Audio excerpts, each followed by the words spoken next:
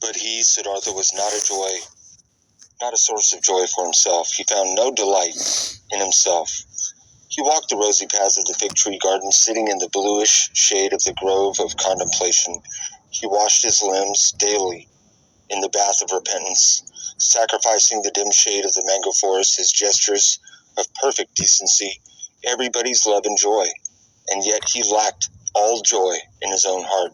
Dreams, restless thoughts came into his mind, flowing from the water of the river, sparkling from the stars of the night, melting from the beams of the sun.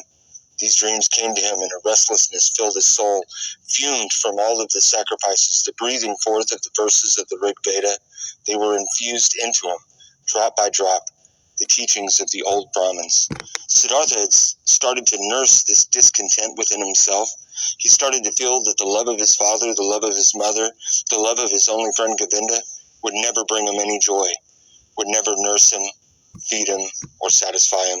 He started to suspect that this venerable father, that all the other teachers, the wise Brahmins, had already revealed to him the very best of their own wisdom, that they had already filled his expecting vessel with all of their riches, and the vessel was not full. His spirit was not content.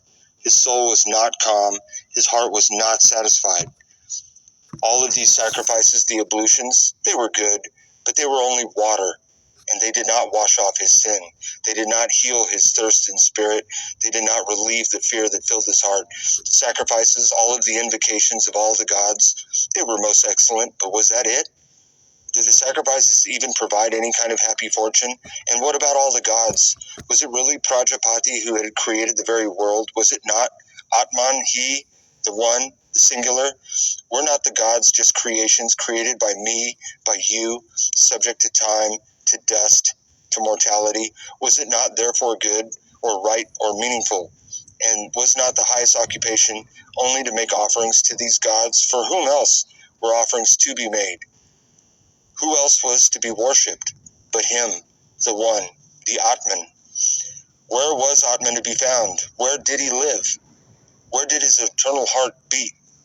Where else but in one's own chest, in one's own self, in one's own innermost part, in an indestructible part which everyone had?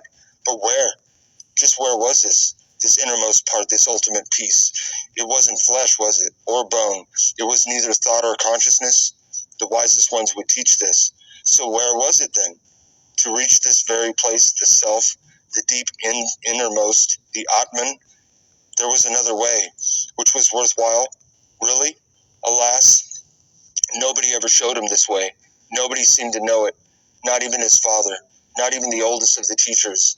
Not any of the sacrificial songs or the holy books. And they knew everything. These Brahmins, with their books. They knew everything, they said. They took care of everything, of more than everything. They took care of the creation of the world, the origin of speech, of food, of inhaling and exhaling, the arrangement of all of my senses, the acts of the very gods. They knew all this and more. They said they knew infinitely much, but was it even valuable to know all of this? And not knowing that one and only one thing, the most important thing, the solely important thing, they couldn't tell? Surely many verses of these holy books, particularly the Upanishads of the Samaveda, spoke of this innermost thing, this wonderful verse. Your soul is the whole world, it was written. And it was written that man, in his sleep, the deepest of sleep, would meet with this innermost part and would live there in Atman. Marvelous wisdom was in these verses. All of the knowledge of the very wisest ones had been collected here, magically, in words, in verses, pure as honey collected by the best of bees. No, not to be looked down upon with tremendous amount of enlightenment which lay there collected and preserved by the innumerable generations of the wisest, oldest Brahmins of the past. But where? Where were they? Where was the priest? Where was this wise man, this penitent, the one who succeeded not just knowing, but living it? Where was the knowledgeable one who wove his spell and brought familiarity to the Atman out of sleep and into life? Every step of the way, into every word and deed, Siddhartha knew many very venerable Brahmins, chiefly his father, the purest, the scholar, the most venerable. His father was to be admired, the most quiet and noble.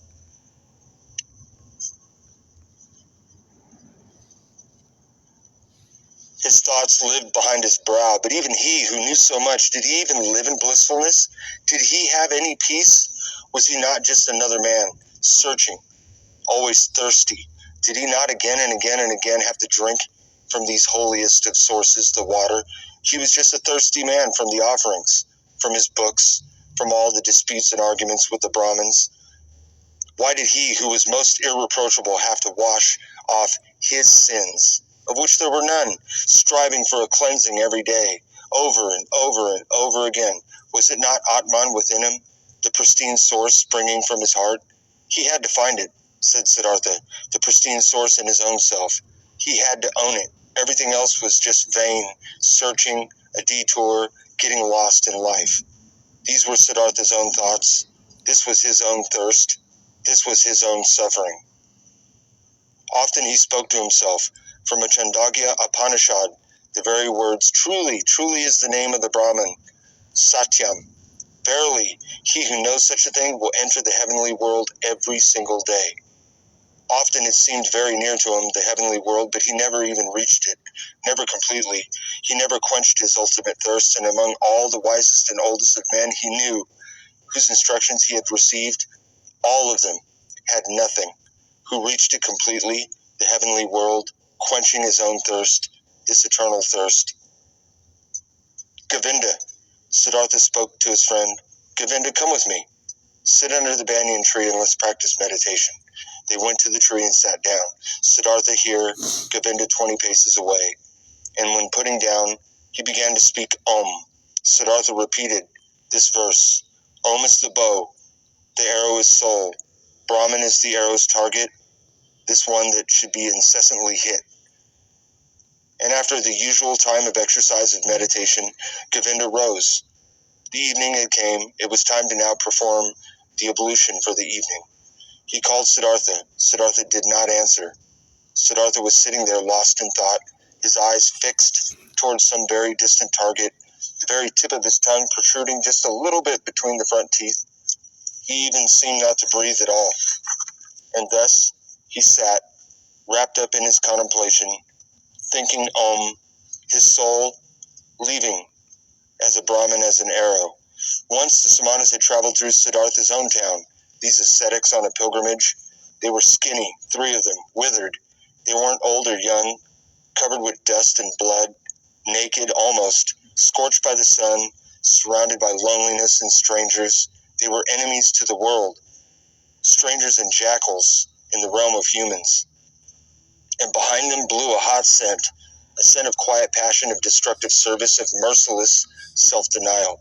In the evening, after hours of contemplation, Siddhartha spoke finally to Govinda. Tomorrow morning, my friend, Siddhartha will go to the Samanas and become a Samana. Govinda became pale. When he heard these words and read the decision in the motionless face of his friend, he was unstoppable. He was an arrow shot from the bow.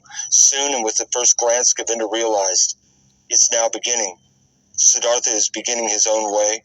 His fate is beginning to sprout, and with his will mine. He turned pale, paler than a dry banana skin. Siddhartha, he cried, will your father even permit you to do that? Siddhartha looked over at him, just like he was waking up in life. Arrow fast, he read in Govinda's soul, saw the fear and the submission. Govinda, he spoke, will not waste words. Tomorrow at daybreak I begin my life as a Samana. I speak no more. Siddhartha entered the chamber where his father was sitting on a mat, stepping behind his father, and remained standing there until his father felt that there was someone behind him. Is that you, Siddhartha? Say what you came to say. With your permission, my father, I came to tell you my longing to leave your house tomorrow to go to the ascetics. I will become a Samana. May my father not oppose this. The Brahmin was silent, stayed silent, so long that the stars in the very window next to them wandered and changed their relative positions ere the silence was broken. Silent and motionless stood the sun. Like a statue, silent and motionless sat the father, the stars tracing their paths. Finally the father spoke. It is not proper for a Brahmin to speak any harsh or angry words, but indignation fills my heart. I wish not to hear your request for a second time to be uttered from your own mouth. Slowly the Brahmin rose. Siddhartha stayed standing, arms folded. What are you waiting for? Said the father. You know what? Indignant. The father left the chamber feeling indignant he is. He went to his bed and laid down. After an hour, there was no sleep to come to him. The Brahmin stood up and paced, left his own house. Through the very small window into that chamber he looked, saw his son standing there, arms folded. He hadn't moved an inch. The pale moonlight shimmered off of his bright robe. With anxiety in his heart, his father returned back to bed. He wrestled for an hour with no sleep, stood up again and paced, walked out of the house and saw through the small window that his son still stood there. His arms were still folded. He hadn't moved an inch.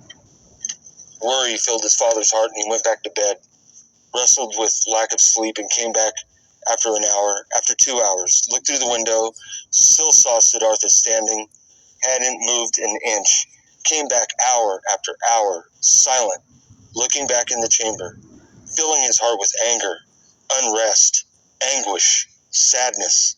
In the night's last hour, before the day broke, he returned, stepped in, and saw a young man standing there, someone that was taller and stranger to him, not his son at all.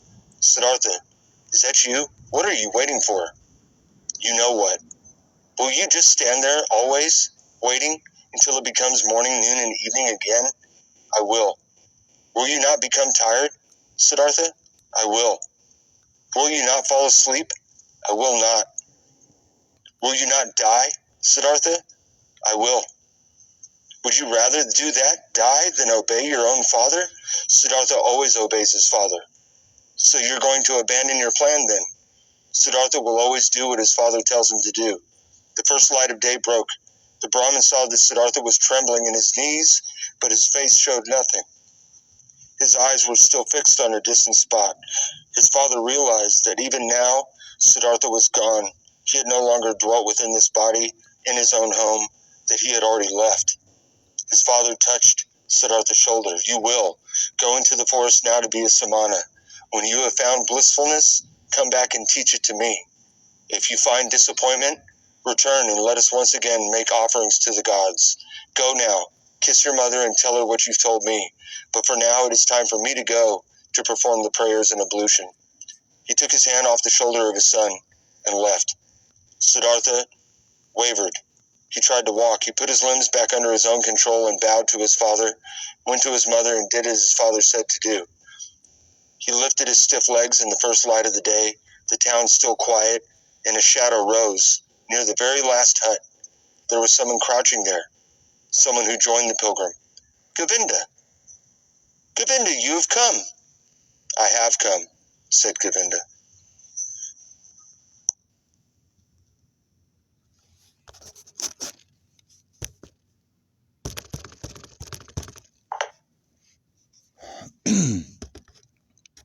If you like that and want to hear more, let me know. I'm eager to read a book.